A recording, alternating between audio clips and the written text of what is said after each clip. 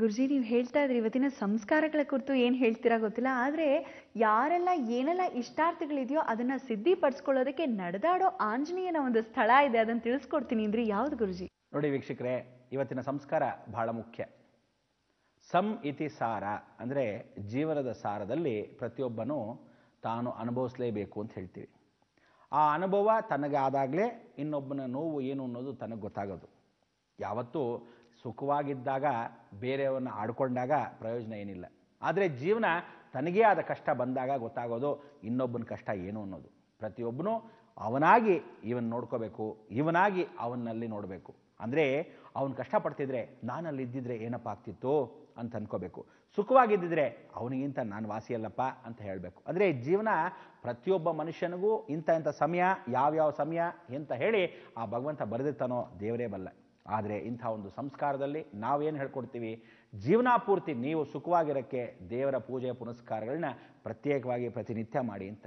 ಇವತ್ತು ನಾನು ನಿಮ್ಗೆ ಹೇಳ್ತಾ ಇದ್ದೆ ಏನಂತ, ಸುಬ್ರಹ್ಮಣ್ಯಗೆ ಬಹಳ ಇಷ್ಟವಾಗಿರ್ತಕ್ಕಂಥದ್ದು ಮಂಗಳವಾರ, ಸುಬ್ರಹ್ಮಣ್ಯಗೆ ಇಷ್ಟವಾಗಿರ್ತಕ್ಕಂಥದ್ದು ನಾವು ಕಣಗಲೆ ಹೂವು, ಸುಬ್ರಹ್ಮಣ್ಯಗೆ ಇಷ್ಟವಾಗಿರ್ತಕ್ಕಂಥದ್ದು ಮರ್ಗ ದವನ.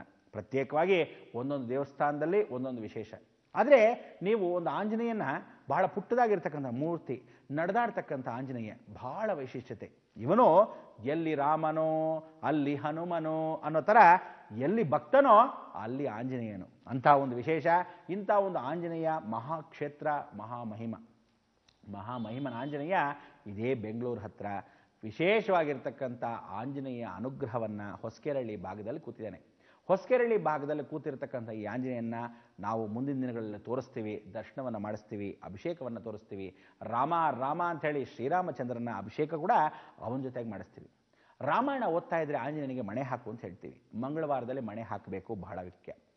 ರಾಮಾಯಣ ಅಲ್ಲದೆ ಮಹಾಭಾರತ ಓದ್ತಾ ಇದ್ದಾಗ ನಾವೇನು ಹೇಳ್ತೀವಿ, ಸಾಕ್ಷಾತ್ ಅಶ್ವತ್ಥಾಮ ಅಂತ ಹೇಳ್ತೀವಿ. ಅಂದರೆ ಅಶ್ವತ್ಥಾಮ ಯಾರು? ನಾವುಗಳು ಏನು ಚಿರಂಜೀವಿ ಅಂತೀವಿ. ಅಶ್ವತ್ಥಾಮ, ಬಲಿ, ವ್ಯಾಸ, ಕೃಪ, ಹನುಮಾನ್, ವಿಭೀಷಣ, ಪರಶುರಾಮ, ಸಪ್ತೈತೆ ಚಿರಂಜೀವಿ. ಈ ಅಶ್ವತ್ಥಾಮ ಮಹಾಭಾರತ ಹಾಕುವಾಗ ಅವನ್ನ ಹಾಕಲೇಬೇಕು ಒಂದು ಮಣೆ. ಅವನು ಕೂತ್ಕೊಂಡು ಕೇಳ್ತಾ ಇರ್ತಾನಂತೆ. ಯಾಕೆಂದರೆ ಶಾಪಗ್ರಸ್ತ, ಆಂಜನೇಯ ಸುಖಗ್ರಸ್ತ. ಅಂದರೆ ಎಲ್ಲಿ ಮಹಾಭಾರತ ಕೇಳ್ತೀವೋ ಆ ಮಹಾಭಾರತನ ಯಾಕೆ ಕೇಳಕ್ಕೆ ಅಂದರೆ ಕೃಷ್ಣನ ಶಾಪ. ಯಾಕೆಂದರೆ ನೀವು ನೋಡ್ಬೋದು, ಉಪಪಾಂಡವರ ಸಂಹಾರ ಅಂತ. ಇವರು ಪಾಂಡವರನ್ನೇ ಸಾಯಿಸಿದೆ ಅಂತ ಹೇಳಿ ಹೆಮ್ಮೆಯಿಂದ ಮೆರ್ಕೊಂಡು ರಾತ್ರಿ ಹೋಗ್ತಾನೆ ಅಶ್ವತ್ಥಾಮ. ಎಲ್ಲರ ತಲೆ ಕಡ್ದು ಬಿಡ್ತಾನೆ. ಆಗ ನೋಡಿದಾಗ ಪಾಂಡವರು ಮಕ್ಕಳಾಗಿರ್ತಕ್ಕಂಥ ಉಪಪಾಂಡವರನ್ನ ಸಂಹಾರ ಮಾಡಿಬಿಡ್ತಾನೆ. ಆ ಶಾಪ ಇವತ್ತಿಗೂ ಅವನು ಕಾಡ್ತಾ ಇದೆ. ಚಿರಂಜೀವಿ ಆಗಿರ್ತಕ್ಕಂಥವನು ಯಾವತ್ತು ನೀನು ಮಹಾಭಾರತ ಕೇಳಲ್ವೋ, ಆ ಮಹಾಭಾರತ ಕೇಳದೇ ಇರೋ ದಿವಸ ನೀನು ಒದ್ದಾಡ್ತೀಯ. 24 ಗಂಟೆ ಅವ್ರ ನೋವು ಕೂಗು ಕೇಳ್ತಾನೆ ಇರುತ್ತೆ. ನೀನು ಜೀವನ ಪೂರ್ತಿ ಅಲಮಾರಿಯಾಗಿ ತಿರುಗ್ತಾನೆ ಇರಬೇಕು. ಯಾಕೆಂದರೆ ಚಿರಂಜೀವಿ ಬೇರೆ, ನಿನಗೆ ಮುಕ್ತಿ ಕೂಡ ಇಲ್ಲ ಅಂತ. ಅದಕ್ಕೆ ಇವತ್ತಿಗೂ ಆಂಜನೇಯನಿಗೆ ಮಣೆ, ಮಂಗಳವಾರದಲ್ಲಿ ವಿಶೇಷ, ಶನಿವಾರದಲ್ಲಿ ಯಾವತ್ತೂ ಮಹಾಭಾರತ ಕೇಳ್ತಾ ಇರಬೇಕಾದ್ರೆ ಅಶ್ವತ್ಥಾಮನಿಗೆ ಮಣೆ ಬಹಳ ವಿಶೇಷ.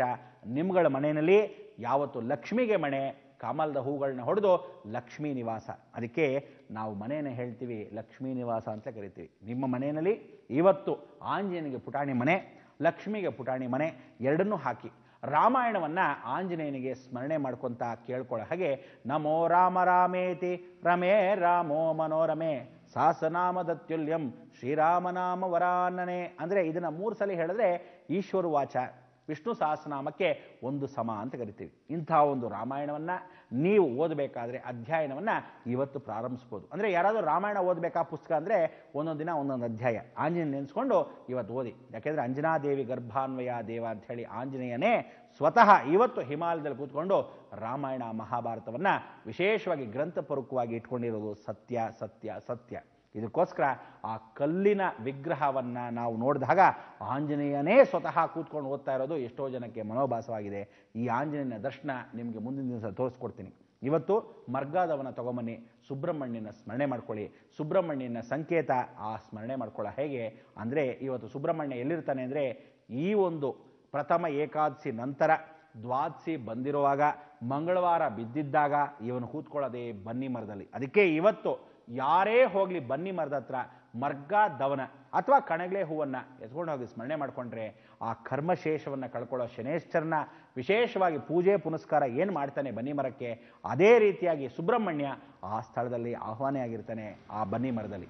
ನೀವು ಏನು ಮಾಡಬೇಕು, ಈ ಬನ್ನಿ ಮರದಲ್ಲಿ ವಿಶೇಷವಾಗಿ ಪೂಜೆ ಪುನಸ್ಕಾರವನ್ನು ಇವತ್ತು ಮಾಡಲೇಬೇಕು. ನಿಮ್ಮ ಜೀವನ ಬನ್ನಿ ಮರ ಹುಡ್ಕೊಂಡು ಹೋಗಬೇಕು, ಜೀವನದಲ್ಲಿ ಕರ್ಮವನ್ನು ಕಳ್ಕೋಬೇಕು, ನಡ್ಕೊಂಡು ಹೋಗಿ ಸುಬ್ರಹ್ಮಣ್ಯ ಸೇವೆ ಮಾಡಬೇಕು. ಮನೆಗೆ ಬಂದ ತಕ್ಷಣ ರಾಮಾಯಣದ ಮೊದಲನೇ ಅಧ್ಯಾಯ ಪ್ರಾರಂಭೋತ್ಸವಕ್ಕೆ ಪ್ರಾರಂಭಿಸ್ಕೊಳ್ತಕ್ಕಂಥವ್ರು ಇವತ್ತು ಪ್ರಾರಂಭಿಸ್ಬೋದು. ಆ ಸುಬ್ರಹ್ಮಣ್ಯ ಅನುಗ್ರಹ ಆದಮೇಲೆ ಆಂಜನೇಯ ಅನುಗ್ರಹ ನಿಮಗಾಗಲಿ. ಎರಡೂ ಮಂಗಳವಾರ ದಿನ ಆಗಿರೋದ್ರಿಂದ ನಾವು ಮಂಗಳವಾರ ಸಮಯ ಬಂತು. ನೀವು ನಾವು ಏನು ಹೇಳಬೇಕು? ಲೋಕ ಸಮಸ್ತ ಸುಖಿನೋ ಭವಂತು, ಸನ್ಮಂಗಳಾನಿ ಭವಂತು. ಗುರುಜಿ, ಒಟ್ನಲ್ಲಿ ನೀವು ಹೇಳಿದಂತೆ ಅನುದಿನವೂ ಅನುಕ್ಷಣವೂ ಭಗವಂತನ ಸ್ಮರಣೆಯಿಂದಷ್ಟೇ ಜೀವನದ ಸಾರ್ಥಕತೆ ಅಂತ. ನಮ್ಮ ಈ ಕಾರ್ಯಕ್ರಮಕ್ಕೆ ನೀವು ಹೀಗೆ ಆಗಮಿಸ್ತಾ ಮಾರ್ಗದರ್ಶನವನ್ನ ನೀಡ್ತಾ ಇರಬೇಕು ಅಂತ ಕೇಳ್ಕೊಳ್ತಾ ಕಾರ್ಯಕ್ರಮಕ್ಕೆ ಆಗಮಿಸಕ್ಕಾಗಿ ಧನ್ಯವಾದಗಳು. ವೀಕ್ಷಕರೇ, ಸರಿ ಹೊರಡ್ತಾ ಇದ್ವಿ. ಮತ್ತೆ ನಾಳೆ ಭೇಟಿಯಾಗೋಣ. ಎಷ್ಟೊತ್ತಿಗೆ ತಿಳಿದೇ ಇದೆ, ಸರಿಯಾಗಿ 9 ಗಂಟೆಗೆ ನಿಮ್ಮ ನೆಚ್ಚಿನ ಬೃಹತ್ ಬ್ರಹ್ಮಾಂಡ ಕಾರ್ಯಕ್ರಮದಲ್ಲಿ ಅಂತ ಹೇಳ್ತಾ ಹೋಗ್ಬರ್ತೀವಿ ನಮಸ್ಕಾರದೊಂದಿಗೆ.